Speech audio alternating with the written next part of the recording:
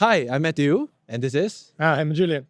and we are from the Singapore FinTech Association, the InsurTech Subcommittee. We're here today at the Insure Innovator Connect Asia 2025. We're in Singapore today, and you can find out more on our socials to see all the coverage on this event. Continuing our series of interviews of insurance leaders at Insure Innovator Asia 2025, still in Singapore. We haven't traveled since then, and I'm now with Sampath from AIA Insurance in Sri Lanka. He's a CFO, and maybe we can start by well, first welcome here, Sampath. Very happy to have you. Thank you very much. Can you tell us a little bit who you are and what you do as a CFO of Yeah, I'm Sampath Thushara, CFO and CIO, Chief Investments Officer for AIA Sri Lanka. I'm holding accountability specifically on finance, actuarial, investments, business intelligence, sourcing. So the scope is quite broad. So that gives me the required insights of the business, actually a 360 degree view of the business for me to help the business to grow and sustain. Fantastic. So I'll take your word on that. And so with insurance market growing quickly, but they're still quite diverse and uneven, especially in Asia. From your perspective, what is the role that a CFO can play in shaping the growth and the sustainability of that sector, and especially again in Asia, where it's very, very different from the Western world? I think the question has actually two parts. One is as a CFO. The CFO is actually a blessed role in my view, because the CFO, as I mentioned earlier as well, the CFO has a 360-degree view of the business because of the central role that one is performing. The second one is Asia. The Asia currently is at a different maturity levels. So now, if you take Hong Kong, uh, Singapore, and South Korea, so they are at a different maturity level, and the countries like India, Sri Lanka, Bangladesh are at a very different maturity level. So one thing is definitely common. So in the current era, CFO must be really open where he actually puts his capital in. So where does he want to invest? That is for sure, right? In sense, he has to look at the investments in technology, the investments in human capital development into the new era, etc. So conventional bookkeeping is no more there.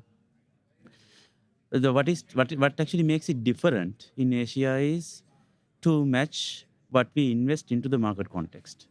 So in countries like Singapore and Hong Kong, they are already using the technologies like blockchain and generative AI with OCR, etc. Now, in our area of the world, in our area of the Asia, is not really the case. So the quantum of investment therefore may vary depending on the country to country. But whatever it is, to grasp the opportunity in Asia, especially in the insurance sector, CFO must rethink about the capital allocation.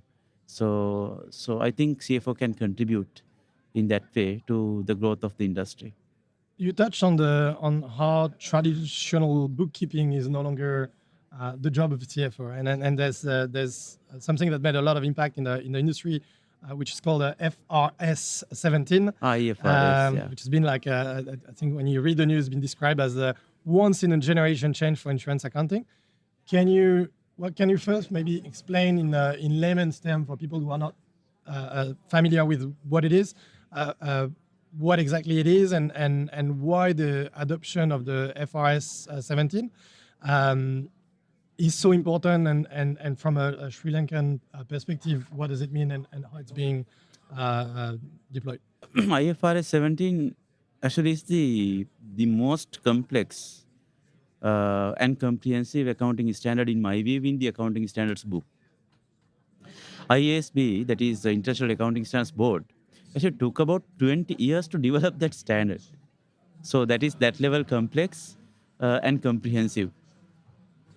The necessity of IFRS 17 is, before IFRS 17, insurance industry didn't have any specified way of accounting and presenting insurance data. So different insurance companies in the world were presenting their insurance data very differently. So the comparability was a big problem in the industry. And the visibility and the granularity of the financial records are not really perfect for any analyst any investment analyst. That is why IFRS 17 comes in. It gives you a greater visibility into the insurance operations. It segregates and show you what is the profit that you made from your core insurance business, how much is the profit made from the insurance business, and what are the other non-attributable items like some of the expenses and the taxes, etc. So greater visibility into the business. And also it tells you so how much future profits that you have accumulated on your in-force book.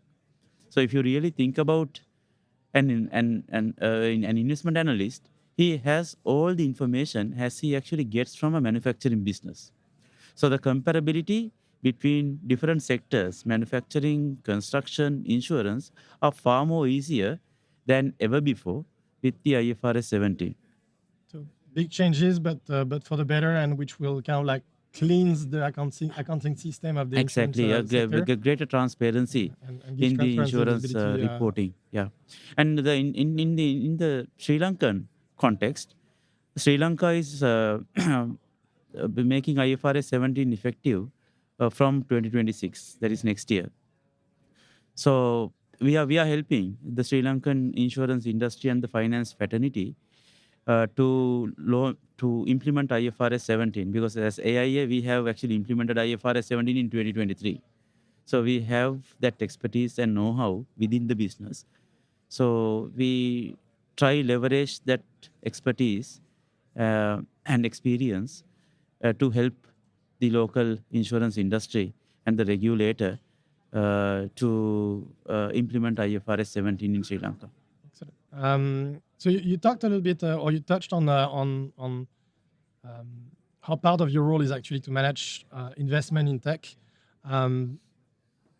What do you think will shape Asia in the next 5 years in terms of technology? And as you said, because the region where you operate is quite different from markets that are more mature like Hong Kong and Singapore, how will it shape specifically your region of the world? That's a great question, I think. It's like this, in the sense, I always believe in partnerships and ecosystems. So yesterday, throughout the conference, we were listening about so many tech words like OCR, AI, blockchains, etc. So what I believe is in next 5 years' time, there will be actually combinations coming up into the insurance sector. For an example, to manage the medical claims, insurers will use blockchains with OCR-enabled AI. So OCR-enabled AI can read the documents, the claims forms, policy documents, etc.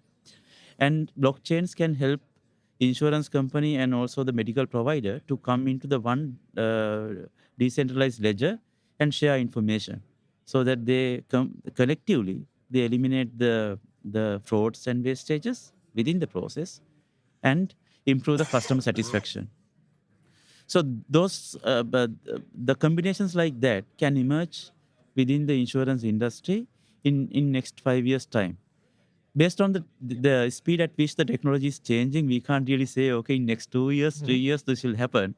But as we see right now, as we work in the context of AIA Sri Lanka, so this is what I see about the next 5 years.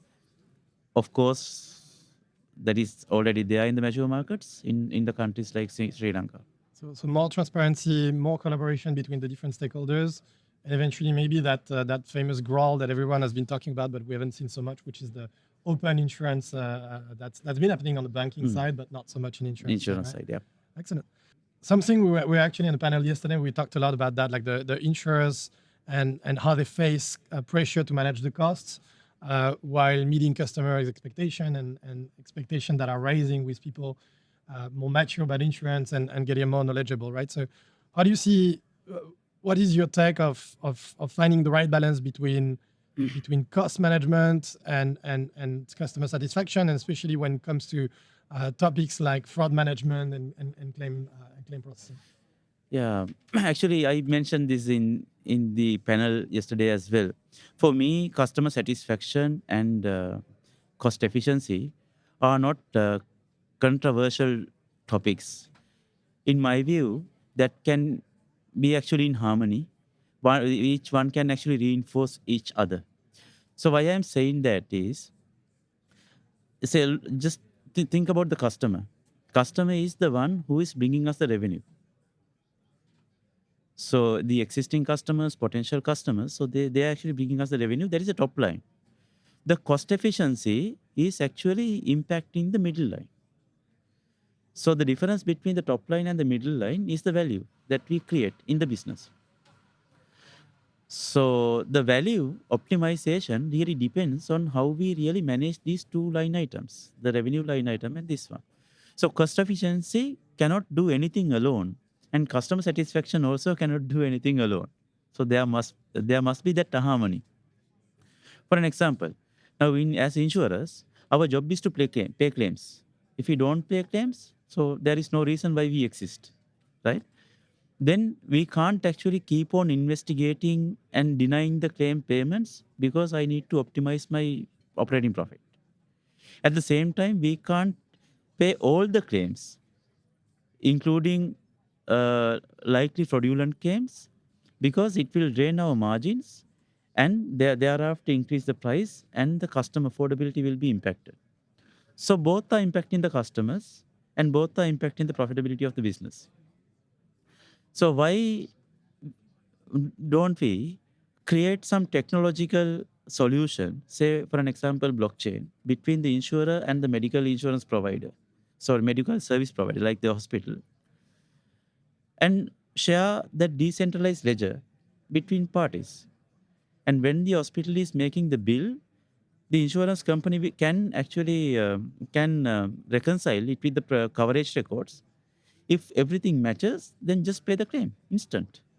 So how is that different from a hospital sending you a claim directly, and how will that prevent abuse cases, for instance, that are very big Exactly. in Asia? So we are handling too much of volumes. So there can be manual errors.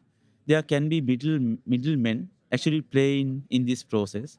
So if the if one is connecting with a doctor inside the hospital, can produce some bogus prescriptions and bogus hospital bills, etc. So it is very hard. The human senses, human organs, to pick those things up. That is why the seamless integration between the parties will be helpful. In that case, the technology does the work, not the physical person or the organs, right, of human organs. So that is how I think the technology can help eliminate the middleman. Just make sure all the authentic transactions are in place within the organizations in this ecosystem. There's a few TPAs that are not going to like to watch this podcast, I think. In Sri Lanka, back to your point about the maturity of the markets, penetration is relatively low compared to the market that are more knowledgeable about insurance. How does AIA in particular in Sri Lanka address that challenge, and what are the initiatives that you're taking to actually close the protection gap, right? Because low penetration means people are not consuming insurance, but they're not protected. So what is AIA doing about that in Sri Lanka? Yeah, once again, connecting to the panel yesterday as well. So Asia records the highest protection gap in the world. So within Asia, there are mature markets. There are immature markets like Sri Lanka. So in the countries like Sri Lanka, the protection gap is even bigger. So how we address as AIA Sri Lanka is really important. And what we are trying to do is leveraging on our strengths and our capabilities. The biggest strength, if you really ask me, is our team. So if you I mentioned before, AIA Sri Lanka is the fastest growing life insurance company in the country at this point in time. So what made that difference is the team that we have within AIA. we have the best distribution leaders. We have the most customer friendly operations team, the best legal and compliance officers. We are 12 years consecutive great place to work. So you can think about our HR and HR practices. And on top of everything, we have the most visionary CEO in the country. And also, I must give this credit to the regulator. The regulator is really looking forward to improve the insurance industry in the country. So this is the right time for Sri Lanka to increase the insurance penetration and try help closing this protection gap in the country. So within that, AIA is, I think, nicely placed because we have all the capabilities right now.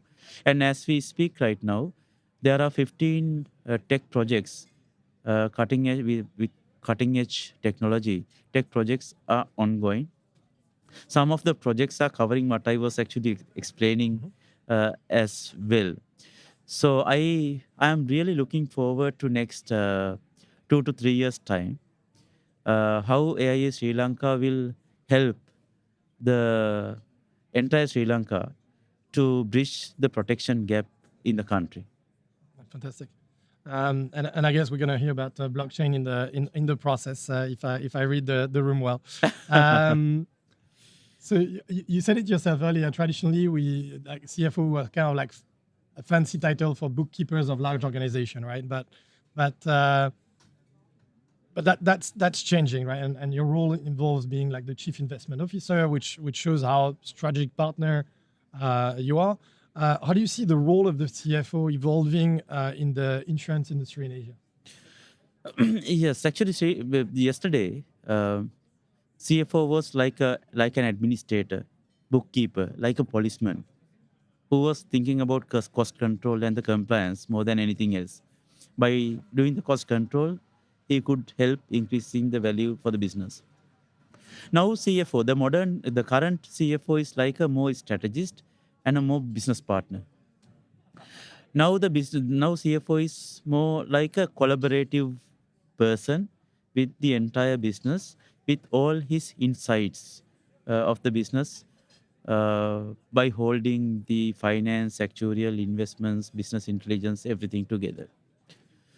So the CFO tomorrow is little bit different because we are at the edge of transformation as an industry. So the businesses should be able to grasp this opportunity that is aided by the technology as well. In my view, CFOs have a bigger role now to play, uh, to use data and leverage that data and new capabilities for the growth and sustainability of the respective insurance businesses. Few sub elements within that. One is how the CFO decentralize the data and information to everyone in the business so that people can make their own decisions without actually having a time lag. They are providing that information, that unified information, I would say, on a real-time basis is also important. Now, for an example, in my business, agents are always asking, so what is my ANP? What is my persistency? What is my campaign benefits? Instantly, on the go. My distribution leaders are demanding, so what is the activity, productivity, running case size at different slices of their distribution channels. And my CEO is actually more visionary and more enthusiastic. So she's asking for the business snapshots within every 4 hours. So making information on a real-time basis is also important. That is a part of the CFO. And also in terms of data analytics, I think more predictive analytics are important more than doing a post-mortem in that way. So everyone is looking at, okay, so what will happen next? What will happen next? If I do this, what is the impact to my KPI, etc. So more and more predictive analytics are required. At the same time, we shouldn't really forget the balancing the decisions between the costs and the benefits. So all the decisions of the future CFO must be based on the value, the holistic value, I would say. At the same time, CFOs, right? Finally, we need to make sure the right governance are in place. So in the digital world, CFO must focus on this digital governance and digital data ethics, inside the business. So those four parameters: democratize the data availability, uh, predictive analytics, value-based decision making, and also digital governance. So are the four things I think CFO should be considered at least in next 5 years' time when we are performing our roles as that critical business partner. So if you're a CFO and you're watching this podcast, I think it's time to step up. And we're gonna finish on that note. Thank you so much, Sampath, to have joined us today for this podcast. I hope you enjoy the rest of the day at IIC. And not sure when you're traveling back, but have a safe trip back to Sri Lanka. Thank you very much. Thank you very much. Bye. I hope you enjoyed our podcast review just now. This podcast review is brought to you by IIC, SFA, and MESSION. And we hope you enjoyed the Insure Innovator Connect Asia 2025 in Singapore. We sure did. We're looking forward to meeting you again in our IC future events. See you next time. See you next time. See you. Cheers.